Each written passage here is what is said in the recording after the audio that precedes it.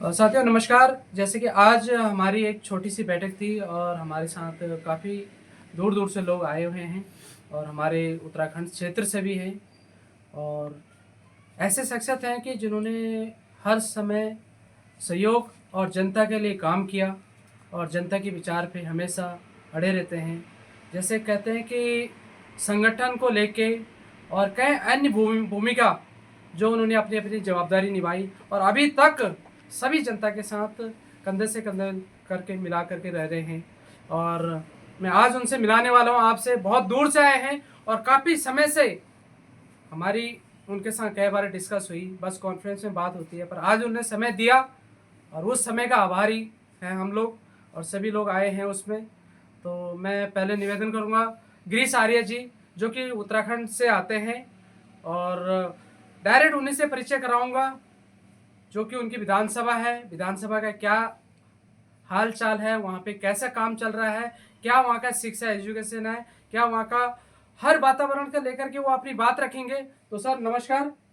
गिरीश जी नमस्कार। नमस्कार नमस्कार मनोज भाई, बहुत और बहुत सब ठीक ठाक? नमस्कार। बहुत बढ़िया आशीर्वाद है आपका। जी सभी भाई बंधुओं को मेरा नमस्कार प्रणाम। और मैं आपको अवगत कराना चाहता हूँ, मैं द्वाराहाट विधानसभा से आता हूँ। ग्राम कुमारट है मेरा और विधानसभा द्वाराहाट है। हमारे यहाँ पे आज जो विडम्बनाएं हैं वो आप सब लोग, उससे मैं आपको परिचित कराना चाहता हूँ। शिक्षा, स्वास्थ्य, रोजगार और पलायन, ये बहुत बड़ी विकट समस्या है हमारे क्षेत्र की। इसके लिए हम समय समय पर अपने स्थानीय कार्यक्रम करते हैं, जनता को जागरूक करने की कोशिश करते हैं, अपनी तरफ से हर पहलू पर काम करने की कोशिश करते हैं। मैं आप सब लोगों से यही अनुरोध करना चाहता हूँ कि एक वक्त था कि जब उत्तराखंड ने हमें जन्म दिया, हम उत्तराखंड की भूमि को नमन करते हैं। मैं धन्य हूँ कि मैं उत्तराखंड की भूमि पर मैंने जन्म लिया है। लेकिन हमें अपने रोजगार के लिए, स्वास्थ्य के लिए थोड़ा बाहर निकलना पड़ा। लेकिन आज समय समय ये आ गया है कि जो हमने बाहर से पाया है वो उत्तराखंड को हम लौटाएं। और उत्तराखंड को लौटाने के लिए हम उत्तराखंड के कार्यक्रम में सहभागिता करें। और आज आप देखिए, हमारे उत्तराखंड में बहुत सारे उद्यमीय क्षेत्र हैं। उद्यमी क्षेत्रों में बहुत सारे कार्यक्रम हैं। जैसे कि मैं आपको एक दो एग्जाम्पल देना चाहता हूँ, समय की कमी है। आप देखिए, जड़ी बूटी उद्योग में हमारा उत्तराखंड नंबर 1 है।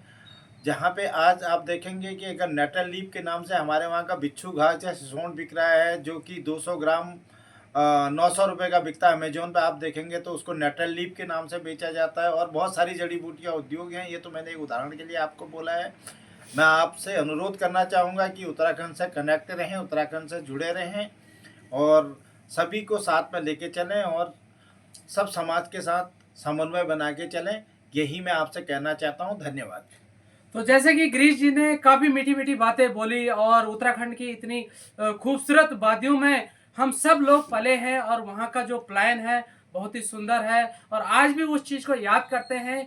तो गिरीश जी बहुत बहुत धन्यवाद आपका। और मेरा एक क्वेश्चन है आपसे, क्या दिल्ली की आबादी को या दिल्ली में जो रहने वाले लोग हैं उत्तराखंड के, उनके लिए क्या विचार है आपकी? मैं आपको इस बारे में एक बात से अवगत कराना जी चाहता हूँ। हमने बहुत सारी समितियाँ यहाँ पे बनाई हैं। जैसे उत्तराखंड जन कल्याण समिति हमारी दिल्ली में है। मैं जी सब जो लोगों से अनुरोध करना चाहूँगा कि अधिक से अधिक संख्या में वो समिति से जुड़ें, जी ताकि हम अपने अस्तित्व को कायम रख सकें।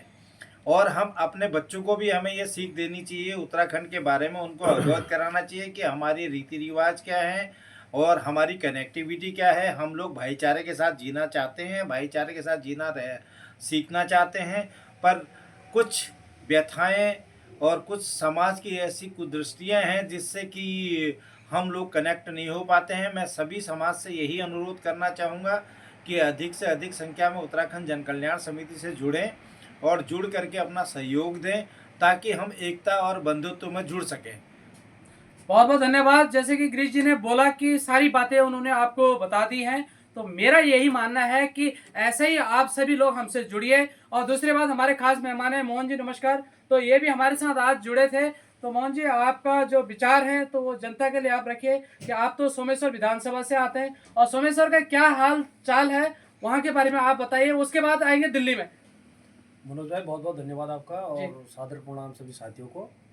जैसे कि आपने बताया, मैं सोमेश्वर विधानसभा क्षेत्र से आता हूँ और उत्तराखंड में हमारी एक उत्तराखंड जनकल्याण समिति जिसका मैं महासचिव भी हूँ जी तो मैं एक बात आपको कहना चाहूँ, मैं बात करूँगा समानता की। जी उत्तराखंड की जो आज की जो घटनाएं चल रही हैं, जी सबसे पहली बात है वहाँ पर पलायन का मुद्दा चल रहा है। मैं पलायन के मुद्दे को पलायन समझता ही नहीं हूँ। इसलिए नहीं समझता हूँ, उत्तराखंड में स्वास्थ्य शिक्षा की कमी थी। शिक्षा के लिए हम सब अपने घर से बाहर निकले, जी अपने बच्चों को पढ़ाया लिखाया। इसमें हमारे अजीत डोभाल जी भी आते, वो अपने पहाड़ छोड़ के यहाँ, तो आज वो इतने बड़े रक्षा मंत्रालय में जी हैं। जी विपिन त्रिपाठी जी हैं, हमारे सोमेश्वर की हमारी मैडम रेखा आर्य जी जो आज कैबिनेट मंत्री है, खेल मंत्री है, विधायक है। तो अगर वो पहाड़ को नहीं छोड़ते, वो शहर में शिक्षा प्राप्त नहीं करते, तो आज वो इस लेवल पर नहीं पहुँचते। सबसे बड़ी विडम्बना क्या है, पलायन का मुद्दा है ही नहीं। अगर हमने शहर में आके अगर थोड़ी बहुत अचीवमेंट पाई है, थोड़ी बहुत पहचान पाई है, तो अब समय ये आ गया है कि हमें भी उत्तराखंड को वापस करना है। किसी भी रूप में कर सकते हो आप, एक 10 लोगों को जागरूक कर सकते हो अपने माध्यम से। आप कहीं पे एक शिविर लगा सकते हो, कहीं पर भी आप शिक्षा की बात उठा सकते हो, गरीब तबके की बात उठा सकते हो। किसी का मैं कहता हूँ आधार कार्ड ही बना दो, वो भी आपका उत्तराखंड के लिए एक सहयोग की बात होगी।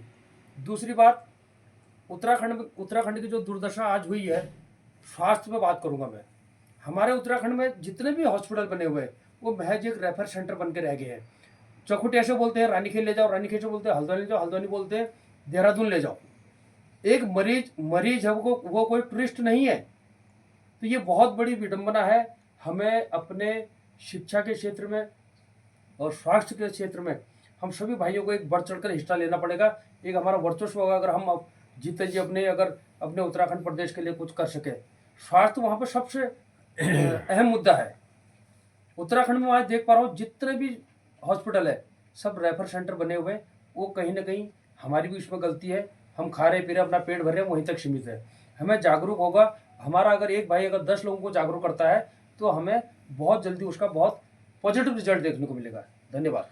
तो जैसे कि मोहन जी ने अपनी बात रखी, कई मुद्दे पे बात रखी है, जैसे शिक्षा का हो या एजुकेशन का हो या हॉस्पिटल का मामला हो या रोड का मामला हो, सभी मामलों को आप सबके आगे रखा है। तो मैं ऐसे ही चाहता हूं कि ऐसे ही सभी लोग जागरूक करें और उत्तराखंड की जो आबादी है उसको भी सुरक्षित रखें और सभी लोगों को रोकने की कोशिश करें और पलायन पे ज़्यादा से ज़्यादा रोक लगे। हमारी यही आप लोगों से मांगे हैं। और ऐसे ही सभी लोगों की अगर सोच एक जैसे हो जाए तो फिर बहुत कुछ हो सकता है। दूसरा, फिर उत्तराखंड जो पहले था वो उत्तराखंड अभी बन सकता है। पर उसमें कहने के मतलब, अभी जो मोहन जी ने कहा कि अजीत डोभाल जी जैसे हमारे उत्तराखंड से आते हैं, तो हमें गर्व इस बात का है कि ऐसे ऐसे पदों पे हमारे उत्तराखंड के महान व्यक्ति बैठे हुए हैं और हमें उनसे भी सीखना चाहिए। और जितना ज़्यादा हो सके, उत्तराखंड के जो हॉस्पिटल के मामले बता रहे हैं कि वहाँ पे काफ़ी परेशानी है, तो उस परेशानियों को सभी सुरक्षित रखना चाहिए। आप सबसे यही निवेदन है। तो बहुत बहुत धन्यवाद आप सभी लोगों का आज आमंत्रित होने का, और इसके लिए हम ऐसे ही चाहते हैं कि आप सब लोगों का प्यार हमें मिलता रहे। बहुत बहुत शुक्रिया मनोज भाई। तो धन्यवाद। जय हिंद, जय भारत, जय उत्तराखंड। धन्यवाद।